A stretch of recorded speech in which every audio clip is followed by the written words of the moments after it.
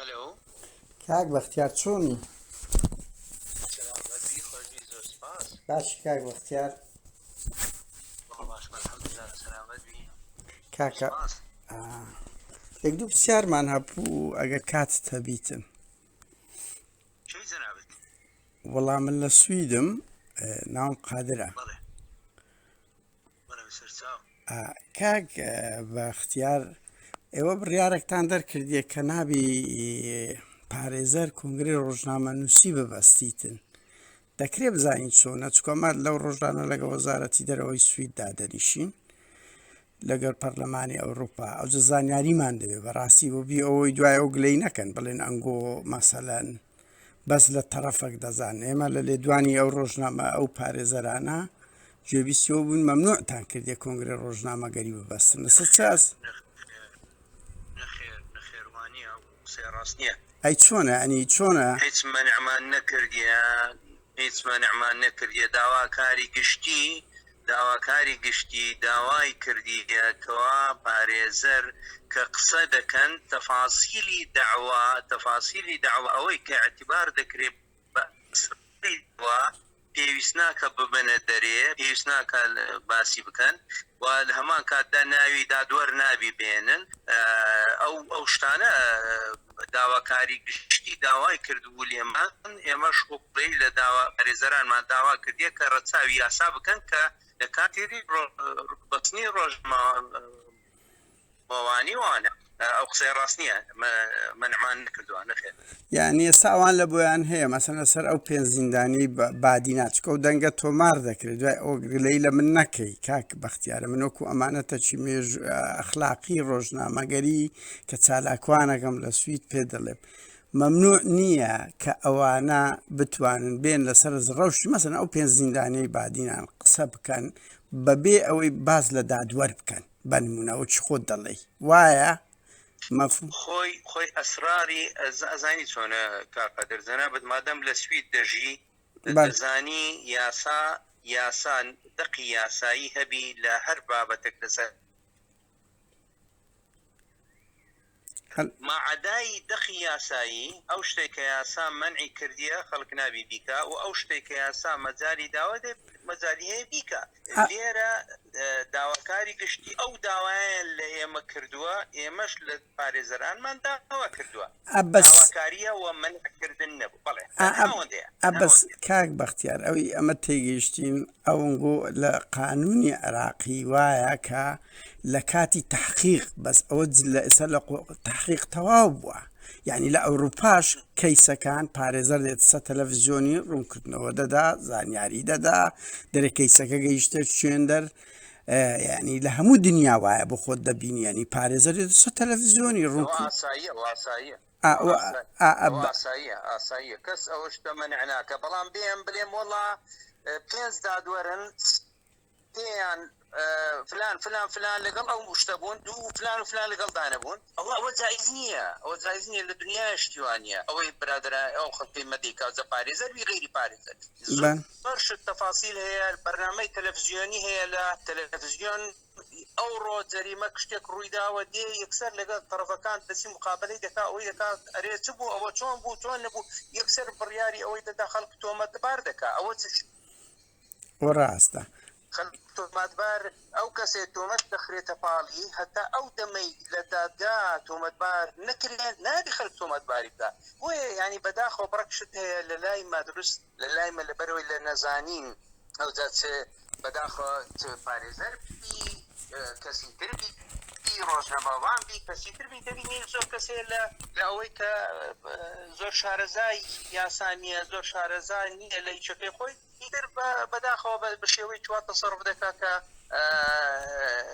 ینی زەرەر بە تحقیق دەگەینی، زەرەر بە دادگا دەگەینی، زەرەر بە خودی قەزیەکەش دەگەینی. جا ئەوەیە مەبەست لێرە ئەو پرەنسیپانەی کە هەیە، پرەنسیپی نێودەوڵەتیە، پرەنسیپی یاساییە، تەنها ئەوە مفروضە ڕەچاو بکرێ و ئەگەرنا لەوە زیاتر کەس ئەوەی مەنع نەکردووە و ناشکەین دڵنیاییەوەمە.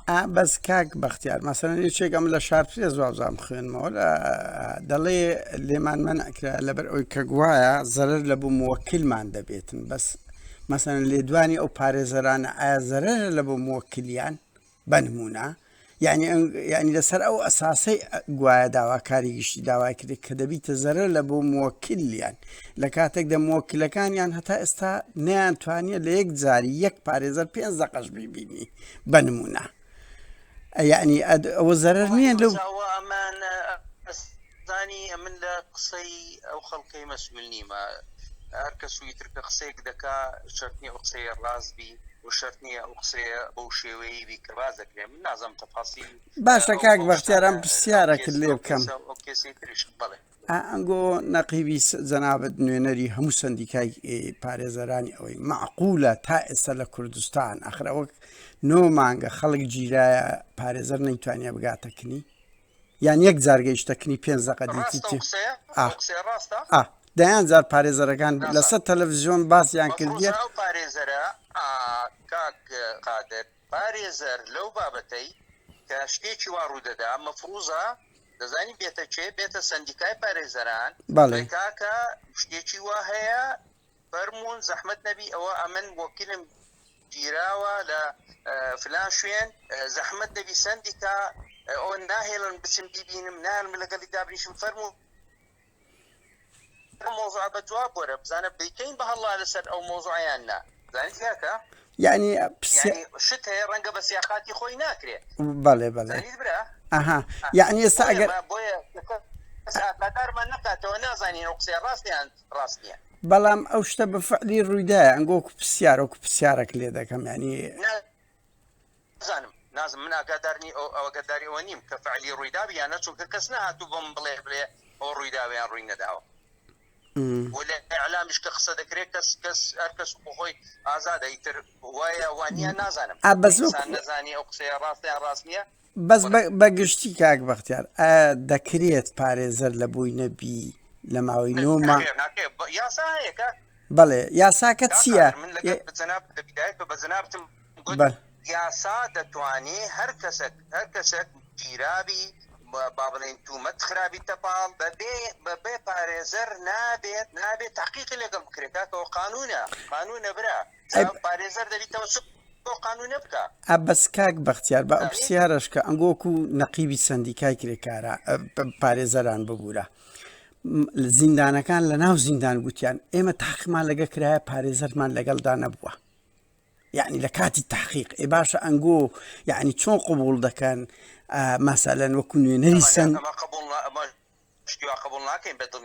باسییان کردیە کاک بەختیار لە داگاکانی لێکۆڵینەوە کردیە کە دەبی پارێزەر ئامادەبی نەسی قانون هەیە هیچ کەسێک کە گیرا پارێزەری نەبی ئەگەر خودی خۆی پارێزەری خۆی نەبی پێویستە یەکسەر محکەمە پارێزەرێکی بۆ دابنێ لە لەگەڵی ئامادەبی ینی خودی دادگای تحقیق بۆی دابنێ انتداب بکە پارێزەری بۆ انتداب بکە ئەزانم بەس پارێزەرێکی ئاسایش لە بۆی دانرا دوور لە ئیرادەی خۆیان ئەوە دەبیتن شتیوالە نظامی انتداب هەیە ئەزانی چۆنە انتداب قانونی انتداب ئەوە قانونە هەر کەسێک پارێزەر نەبی هەر کەسێک پارێزەری نەبی ئێمە وەکو سندیکای پارێزەران لیستمان هەیە لە هەموو لقەکان ئەو لیستە معتەمەدە لەلایەن محکەمەوە لەلایەن خۆمانەوە ئەو یەکسەر بەڕیز بەجێری اختصاص بەجێری ئەوە پارێزەر دەستنیشان دەکرێت بۆ ئەوەی بچی لەو دیفاع لەو پارێزەر لەو شەخصە بکە ڕاستە ئازانم بەس ئەوانە پارێزەریان هەبووە مەسەن شێروانی پارێزەری خۆی هەبووە تەوکیدیشی کرایە جگەلەوەی ڕێد نەدەدرا ڕێگا نەدەدرا کاک ڕێگا نەدەدرا پارێزەرەکان بچن تەوکیلەکەش وەربگرن یعنی قەزم لەوێ ئەنگۆکو سندیکای ککرێک پارێزەران وەکو سندیکە ئاگادار بکرێنەوە لە شتیوە ئەمە بە دڵنیاییەوە بە جواب دێین و لەسەر ئەو مۆزوعانە بە قسە قبوڵ ناکەین بە دڵنیاییەوە کاک بەختیار بەس ئاگادار نەکرێنەوە ئەوە من مەسەلەن لە جەنابەت بویستم یان لە ئیعلام عامێکە باسی بکە ئەوەی بکە بەڕاستی ئەو شتێکی ترە بەڵام مەفروزە خۆ دەزانی تەعامل لەگەڵ قانون دەکەین قانون ئەوەیە شتی نووسرا و شتی